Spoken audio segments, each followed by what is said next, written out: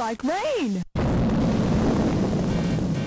Hey everybody, welcome back, and today we're going to take another closer look at a pinball machine in my collection. And this is a good one, because this is a very, very nostalgic one that I have today, and that is Whirlwind.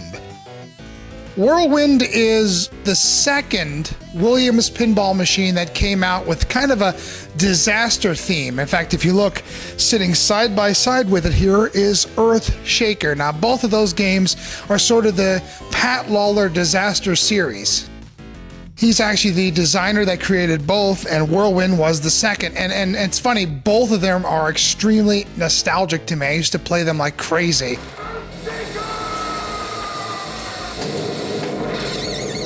Earthshaker, which was the first, obviously revolved around earthquakes. Whirlwind obviously revolves around tornadoes.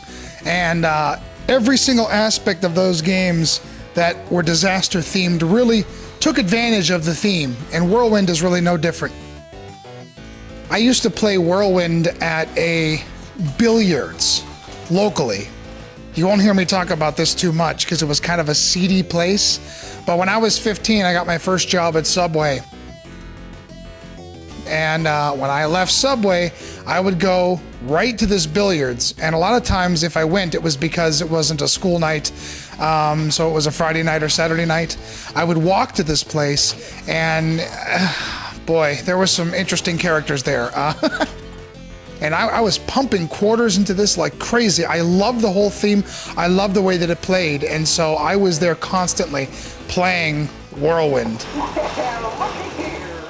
It's kind of funny actually looking back at it now, because I actually found another Whirlwind when I was younger at another billiards place locally. It was a little bit of a nicer place, but it only seemed to be in those places. And I did what I had to do to play the game I wanted to play. So there you have it. But I was a big fan of Whirlwind, just like I was a big fan of Earthshaker. I love them both, and here's mine.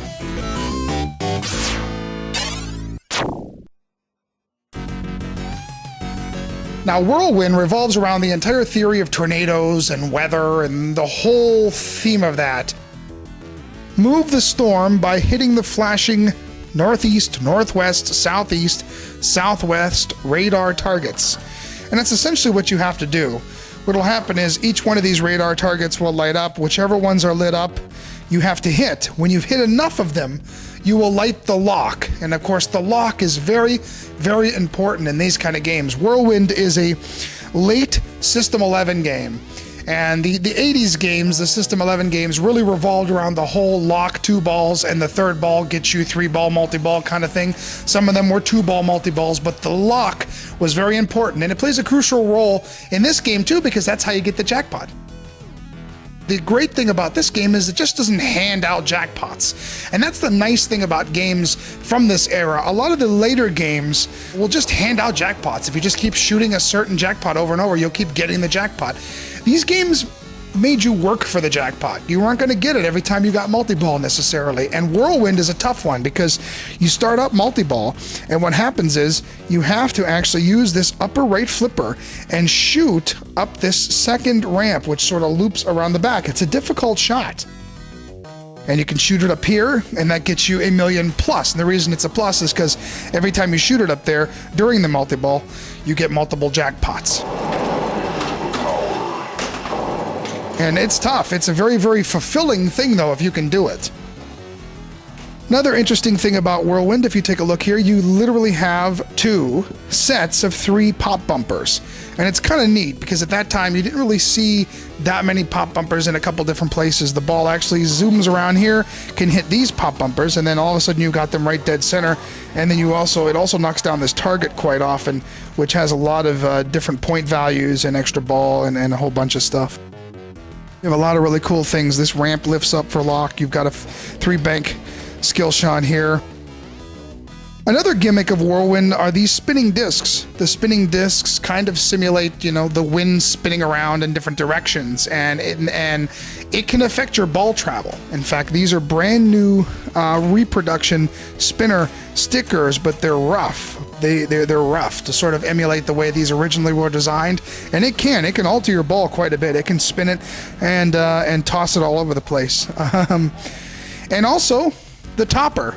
The topper is a fan, and whenever you lock the ball, start multi-ball, start certain modes, the fan will actually blow in your face. You can actually feel the wind coming towards you. It's a really cool gimmick, and it adds just that little bit of extra stuff, you know, to the game. And then you have, you know, wind noises and sound effects, people screaming, you know. The storm is coming. If you shoot the cellar, you get one of the cellar door values, and by completing them all, you get a special award at the end. It's kind of like a mini wizard mode. So it's one of the first games that kind of did that, and you could kind of see where things were heading with games like Addams Family and stuff that had all these multiple modes and giant wizard modes and stuff like that. This was kind of an early game that had that, so. I'll come back now, here. I got my Whirlwind in 2006 from a collector who pretty much sanded the whole playfield down, replaced some inserts that had worn out, and then clear coated the whole thing. And he did a pretty good job with it. I'm not usually somebody who jumps out and does that. There's only a couple games I've wanted to do that for to preserve it. But with Whirlwind, the fact that it came that way, it really came out nice. But overall, this Whirlwind is in really nice shape for its age. The cabinet's not faded or too nicked up. It all looks pretty good, and it plays really good. So that's pretty much my story about Whirlwind. I have a lot of memories of playing this game. This is one of the games I grew up with in a smaller way than some of them. When I could find it, I played it a lot. But it became a game that I really enjoyed, and the two disaster games are just perfect side by side. You know, it's like a no-brainer to put them side by side. So there you have it. This is Chris Bucci, and I'll see you next time.